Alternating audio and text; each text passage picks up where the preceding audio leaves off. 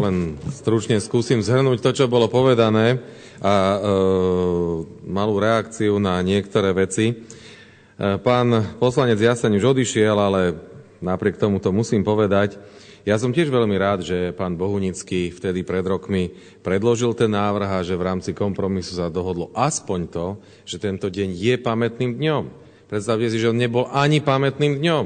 Deň, vďaka ktorému tu sme, nebol ani pamätným dňom.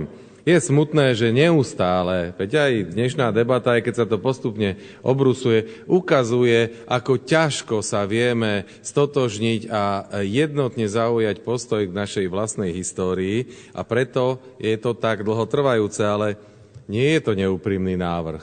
To určite nie. Viete, kedy som ja prvýkrát tento návrh verejne prezentoval? Dajte si do Google, keď to chcete vedieť. Kaník navrhuje 28. október za štátny sviatok a vyskočí vám rok 2002. Rok 2002, keď som prvýkrát, ešte ako predseda Demokratickej strany, hovoril, a nájdete si článok zo SME, ktorý o tom hovorí, že tento deň treba vyhlásiť za štátny sviatok. A odtedy je to naozaj cyklus, ktorý sa opakuje. Ako minister som to predkladal na vláde. V parlamente sa to tu objavilo viackrát. Takže, ale to nie je podstatné. To nie je podstatné. Podstatné je, aby sme sa už k tomu dopracovali a keď to bude len trošku možné, nie až keď bude 100. výročie vzniku prvej Československej republiky. Teraz bolo 95. Naozaj, lebo raz sa k tomu dopracujeme, je to naozaj ten počiatok dnešnej štátnosti. A preto som to hovoril, aký je významný zástoj Milana Rastislava Štefánika, na ktorom sa všetci, alebo väčšinovo, s veľkým náskokom zhodujú, že to je najväčší slovenský politik v dejinách Slovenska, alebo aj Československa, pretože tam už tie korene siahajú. Neboli by sme pod týmto znakom tu, v tejto sále. Keby Štefánik neurobil to, čo urobil, keby nespravil tie kroky, ktorí otvorili potom cestu Masarykovi, Benešovi a ďalším k uznaniu idei vzniku Československa. Nebola to ľahká cesta, bola to veľmi komplikovaná cesta. A táto cesta utvorila priestor preto, aby sme dnes tu aj o tom hovorili. Takže nie je to žiadny špecifický ťah, ktorý som si teraz zvolil, ale naozaj je to téma, ku ktorej sa vraciam a vracať budem. A ja viem, že dneska aj občania niekedy sa na toto budú možno pozrieť, sa budú čudovať, že či toto nám dá viac chleba, alebo bude elektrika lacnejšia. Ale aj tieto veci, je tu nejaký mobil zabudnutý a bzučí práve. Jofo? Aj tieto veci sú dôležité. Netreba sa venovať len neustálemu hádaniu o rozpočte, o číslach, ale aj tá historická pamäť, aj duchovno, aj bez toho duchovna nenaplníme všetko, čo ľudia k životu potrebujú. To, čo kolega Viskupič hovoril, zdôrazním, aby nedošlo k mýlke. V žiadnom prípade nenavrhujeme rozšírenie počtu štátnych sviatkov. To, že ich je veľa, je fakt. Ale aj po schválení tohto návrhu zákona zostane presne rovnaký počet štátnych sviatkov.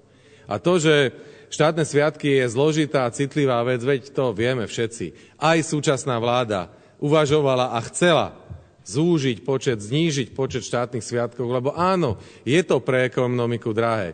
Ale úprimne si povedzme, to nie je práca pre opozičný poslanecký návrh. To je práca pre vládu a je to citlivá vec, ktorá bude sa rodiť veľmi ťažko. Raz, keď sa už nejaký sviatok schváli, tak už je to veľmi ťažké robiť v tom nejaké zmeny. Aj keď sa pripájam k tej úvahe, že áno, bolo by dobre, keď sme tých štátnych sviatkov mali menej. Ale je jednoznačná pravda, že štátny sviatok je viac ako pamätný deň a je viac aj v vnímaní ľudí. Keby nebolo SNP štátnym sviatkom, čo myslíte, koľký z našich občanov, najmä mladej generácie, by ešte vnímalo, že takýto deň je pamätným dňom, keby to bol len pamätný deň? Keby 17. november nebol štátny sviatok, Čo myslíte, koľkí by vedeli, čo je vôbec nejaký 17. november bol? Ani dnes to už pomaly nevedia a súhlasím, že je to problém školského systému, školskej výchovy, výuky dejepisu. A to sa týka všetkého. Ale o tom tu dnes nedebatujeme.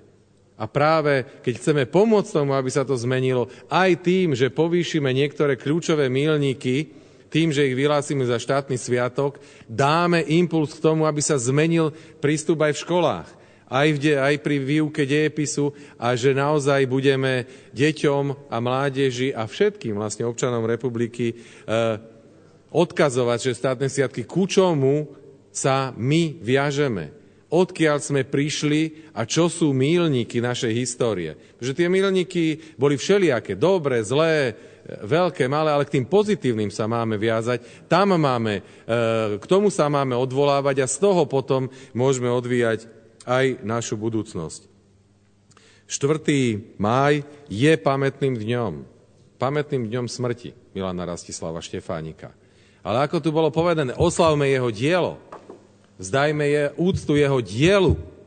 To je to dôležité, pretože áno, Milan Rastislav Štefánik bol veľký politik, bol zaujímavá osobnosť z medzinárodného pohľadu.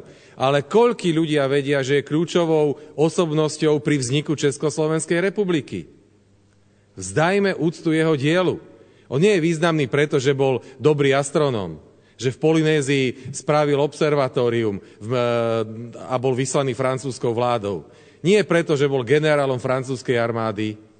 Aj. To boli všetko súčasti jeho osobnosti. Ale to, prečo je pre Slovensko, pre slovenských občanov tou politickou osobnosťou číslo 1, je práve jeho politické dielo. A politickým dielom, vzhľadom k tomu, že jeho život bol ukončený tragickou smrťou predčasne, ale je vrcholnou dielou je vznik štátu. Keď niekto založí štát, či to jeden alebo viac ľudí urobia, to je vec, ktorá je obrovského významu. A keď ten štát bude založený pred 95 rokmi a z toho štátu, vďaka tomu štátu, tak ako tu bolo povedané, kolega Osusky to veľmi dobre popísal, v rámci tohto štátu sa vytvorili predpoklady na to, aby Slováci nezanikli ako národ, aby sa nestali naozaj národnostnou menšinou obývajúcou hornaté oblasti Horného Uhorska, ale aby to bol sebavedomý, vzdelaný, moderný národ. Predpoklady na toto vytvorila Československá republika. A preto by sme si to mali uvedomovať a vyhlásiť ho za štátny sviatok je nesmierne dôležité. Aj Martinská deklarácia, ako som hovoril v tom historickom exkurze, je veľmi dôležitá.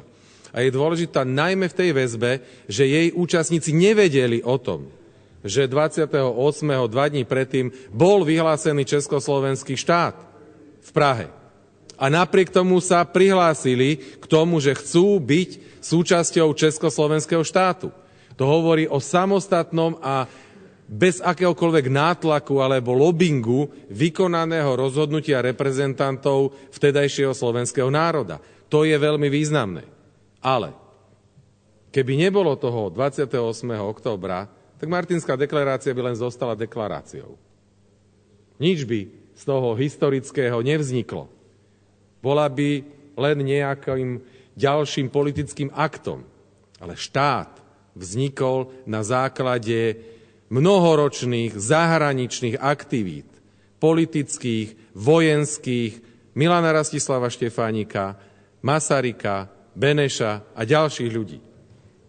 Na záver tohto, aby som ešte počiarkol, ešte jeden citát k tomu, čo sa tu, lebo naozaj dobre je siahnuť k histórii. Povedzme si, pretože tento sviatok úplne úmyselne navrhujeme, aby sme nazvali dňom úcty k dielu Milana Rastislava Štefánika, aby sme počiarkli túto jeho zásluhu, tak vám prečítam, čo o ňom povedal Edvard Beneš, ktorý spomína na Milana Rastislava Štefánika ako na výnimočného člena Československej národnej rady, ktorý, citujem, reprezentoval živel slovenský, pracoval stále, vytrvale, do úmoru.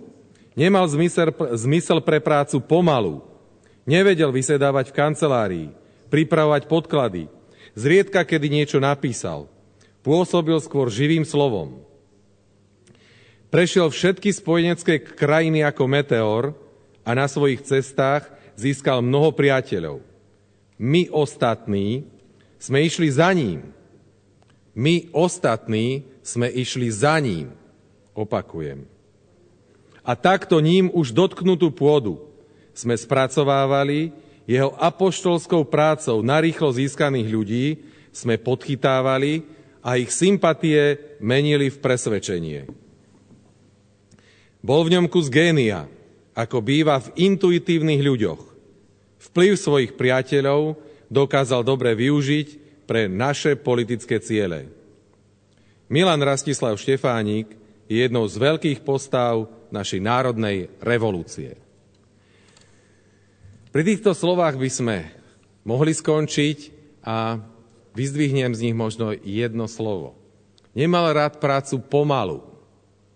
Diskutujeme o tom, či tento sviatok áno, či nie, už minimálne 10 rokov.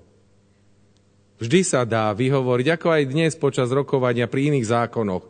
Treba systémové riešenie. Treba sa na to pozrieť komplexne. To je vždy najlepšia výhovorka k tomu, ako niečo neurobiť. Držme sa toho, čo nám aj v tomto citáte Milan Rastislav Štefánik odkazuje. Konajme. Konajme, pretože demokracia nie je len hovoriť, ako tiež hovorí Milan Rastislav Štefánik, ale riešiť problémy. A ja doplňam a posúvať veci dopredu.